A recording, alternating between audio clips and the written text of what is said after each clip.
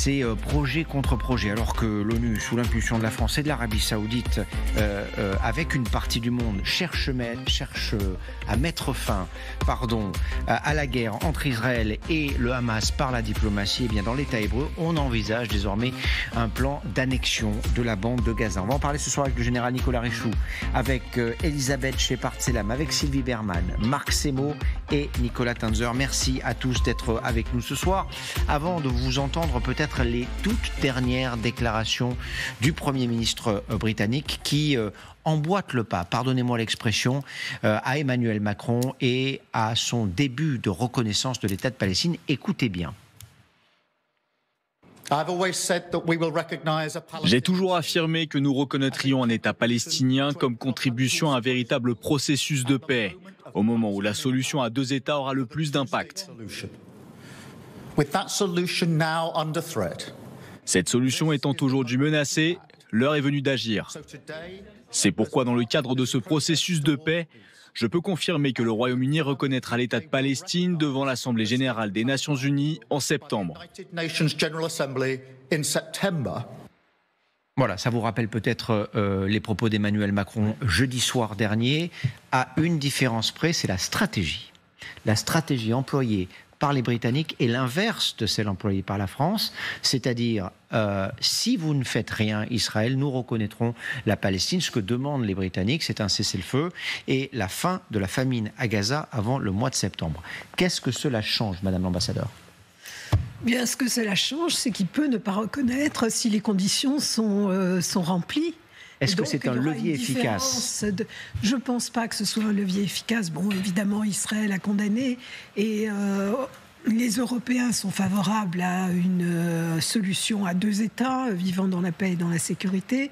Maintenant, est-ce que la reconnaissance d'un État palestinien aujourd'hui, sans qu'il y ait une autorité, une gouvernance, ni même véritablement un territoire précis, est-ce que ça aide ?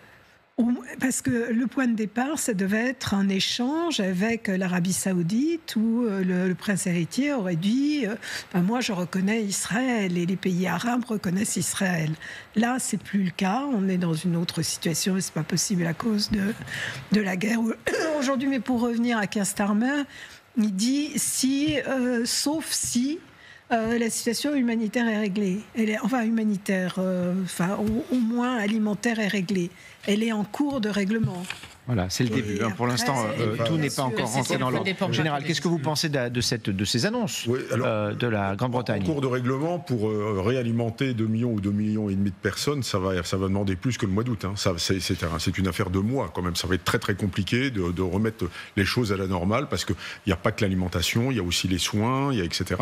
C'est une chaîne logistique complexe. Il ne suffit pas d'envoyer de la nourriture dans Gaza pour que tout le monde ait à manger. Voilà, que les choses soient claires. Ça sera militaire ou presque. C'est pas simplement avec 2-3 largages aériens qu'on va régler. Il y en a plus que 2-3, mais vous avez raison. C'est vraiment quelque chose de très complexe qui va s'inscrire dans la durée. Sur les propos du Premier ministre britannique ce soir. Sur les propos du Premier ministre, ce qui est intéressant, alors moi je la remarque est un peu franco-centrée, mais on a critiqué Macron, c'était pas le bon moment, etc. Mais il y a quand même un effet d'entraînement, vraisemblablement, parce que Keir Starmer sort du bois, alors même qu'il avait dit que pour le moment, il était prématuré de reconnaître la Palestine. Donc on peut penser que finalement que la sortie du président de la République a un effet d'entraînement. Si la France et le Royaume-Uni ensemble, parce que c'est à l'ONU en septembre, donc ça se ferait en même temps.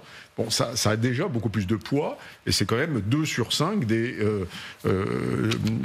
Conseil de sécurité, membres permanents du Conseil de sécurité, donc sur le plan symbolique, si vous voulez, ça veut dire quelque chose.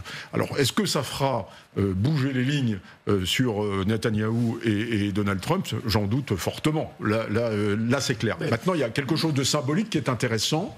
Mais on voit bien que Netanyahou a un plan d'annexion, c'est Monsieur Plus, Donald Trump a l'air de le suivre, et donc on peut pas s'attendre comme ça spontanément à une inflexion sur le dossier palestinien. Marc Semo et Nicolas Tanzer. C'est un premier effet d'entraînement, mais il ne faut pas oublier qu'il y a déjà 149 pays qui reconnaissent l'État de Palestine, 148 avec la France, ça serait le 149e. Au Conseil de sécurité, la Russie et la Chine la reconnaissent déjà depuis longtemps. Donc ce qui serait nouveau, c'est qu'effectivement la France serait le premier pays occidental du Conseil de sécurité à le reconnaître. Si le Royaume-Uni suit, tant mieux. Mais moi, ce qui m'a beaucoup frappé dans le discours de Keir Starmer, alors c'est très bien qu'ils suivent Macron, parce que c'était l'idée. Toute l'idée de Macron, c'était de dire, voilà, on va faire ça en créant une dynamique. Du côté des pays arabes, il n'y aura pas de reconnaissance d'Israël compte tenu du contexte à Gaza, etc. Si plusieurs pays suivent la France, alors on pense aussi au Japon, au Canada, l'Allemagne a déjà dit non, c'est pas mal. Mais pour en revenir à ce que dit Keir Starmer, jusqu'ici, la reconnaissance de l'État de Palestine était considérée, par Paris d'ailleurs longtemps, et par Londres, comme un levier pour obtenir des concessions de la part des Palestiniens. Sur un certain nombre de choses, y compris la transformation de l'autorité palestinienne, une démocratisation, parce qu'il n'y a pas eu d'élection depuis 2008, etc., etc. Là, ce qui est nouveau dans la bouche de Keir Starmer, c'est qu'on utilise la menace, entre guillemets, de la reconnaissance pour faire pression sur Israël, pour obtenir un cessez-le-feu, l'accès des aides humanitaires, etc. Et Israël, d'ailleurs, a déjà dit qu'il n'en était pas question. Donc on verra ce que fera concrètement, je terminerai là-dessus, Keir Starmer, on verra s'il va tenir parole, mais effectivement, c'est quand même, pour la France, un signal encourageant. Alors, justement, et je vais rebondir sur ce que vous dites tous les deux, avant de vous donner la parole, Nicolas Tenzer, le ministre de l'Europe et des Affaires étrangères s'est exprimé ce soir, Jean-Noël Barrot, qui vient de passer donc 48 heures à New York, et qui estime, lui, que la décision britannique est liée à celle de la France. Écoutez.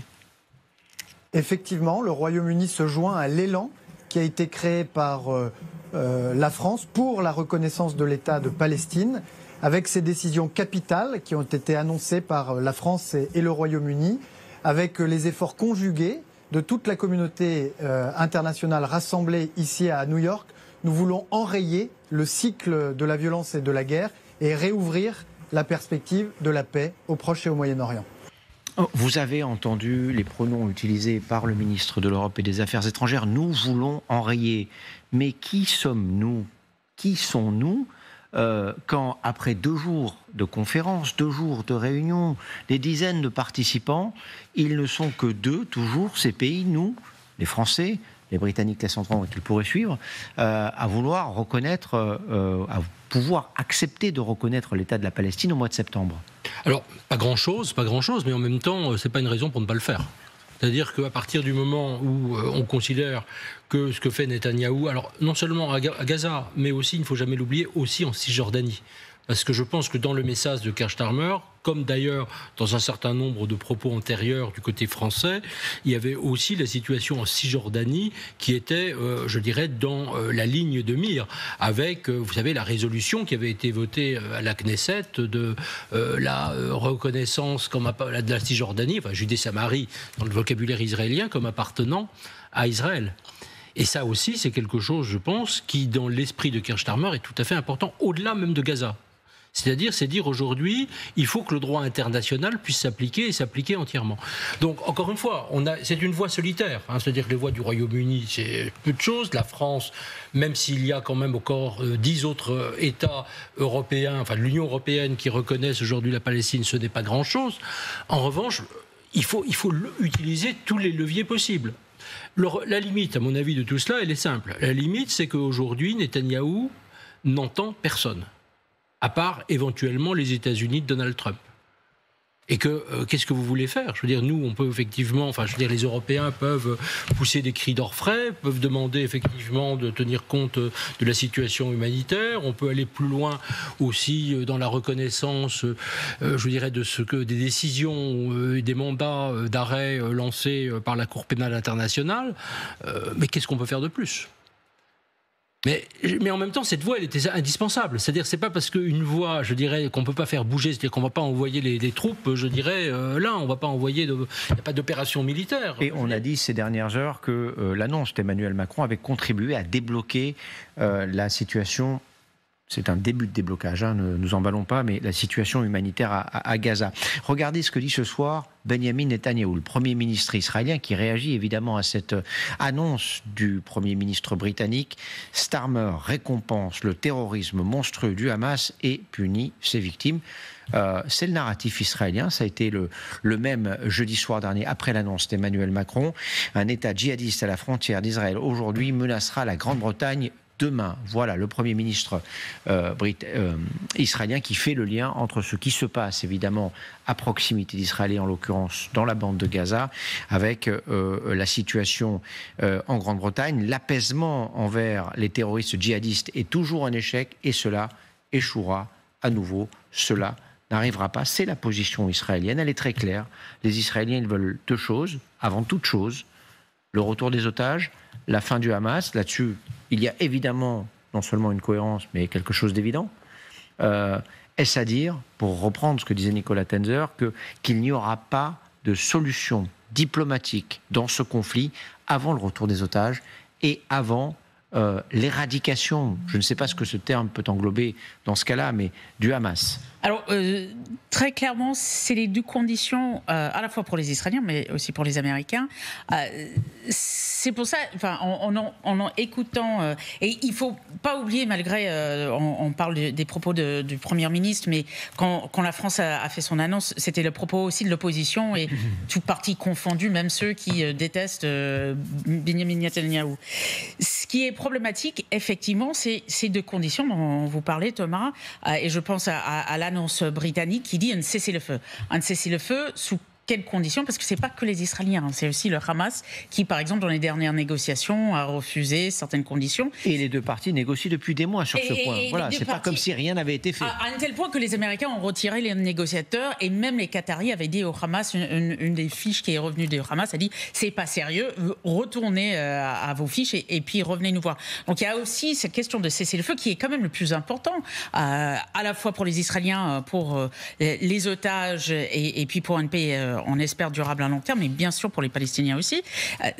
Ces annonces, on a du mal à voir où ça va justement aboutir à ce cessez-le-feu, surtout qu'à la fois, non seulement les Israéliens, mais les Américains ne sont pas vraiment sur la même longueur d'onde avec les Européens. Netanyahou qui commence à remettre la pression sur les Palestiniens de manière générale, sur le Hamas en particulier évidemment, et qui dit si le Hamas refuse de négocier, on va renvoyer nos soldats occuper la bande de Gaza. Alors peut-être pas totalement, mais en tout cas dans certains secteurs. C'est une hypothèse. Les États-Unis seraient avertis de cette possibilité, n'y seraient pas opposés. Qu'est-ce que ça change, ces mots, Madame l'ambassadeur? Ce que ça change, c'est que c'est une guerre sans fin, quoi. Si effectivement Israël se réinstalle dans les territoires de Gaza, ça veut dire qu'il n'y a pas de volonté de négociation, pas de volonté de paix. Et même le cessez-le-feu est difficile dans ces conditions-là. Général, sur un plan militaire, parce qu'une occupation, c'est pas rien. Ça s'appelle clairement un enlisement. Voilà, c'est tout. Quand au bout de 2 ans, on n'a pas été capable de régler la situation à Gaza, non pas parce que l'armée israélienne est mauvaise, tout le monde s'accorde à dire que c'est probablement l'une des meilleures du monde. Mais c'est une armée qui a un format trop petit pour pouvoir contrôler un territoire de cette taille-là, ultra urbanisé. C'est assez simple. On peut obtenir des gains, on peut avoir un certain nombre de victoires là-dessus. Ils seront vraisemblablement pas battus à Gaza, mais ils n'arriveront pas à maîtriser, à contrôler, au sens militaire du terme, la totalité des 300, je sais pas combien, 60 km², non, à peu près 360 km. Ouais, c'est ça, de la bande de Gaza. Et les souterrains. Parce que quand on a une armée qui, sur le plan professionnel, fait 150 000 hommes et avec tous les réservistes, tout confondu, fait 450 000 hommes, eh bien, pour contrôler, ne serait-ce pour contrôler la bande de Gaza toute seule, et si elle est à peu près calme, à mon avis, il faut entre 50 et 100 000 hommes en permanence. Alors que c'est pas la seule opération. Ça ne rentre pas. Donc c'est l'enlisement. Ils sont pas capables d'arriver à bout du Hamas. Le Hamas reste un spoiler dans la bande de Gaza. On voit bien, on les accuse d'empêcher de distribuer la nourriture. Ça prouve qu'ils ont gardé au moins une certaine forme de nuisance. À ce sujet, je voudrais vous montrer une vidéo qui a été diffusée par l'armée israélienne et qui montre la façon... Alors, la vidéo a été diffusée aujourd'hui, elle date d'il y a 4 jours, elle montre la façon dont le Hamas contrôle aussi en partie la distribution de l'aide humanitaire. Regardez, on en parle juste après. C'est pas étonnant.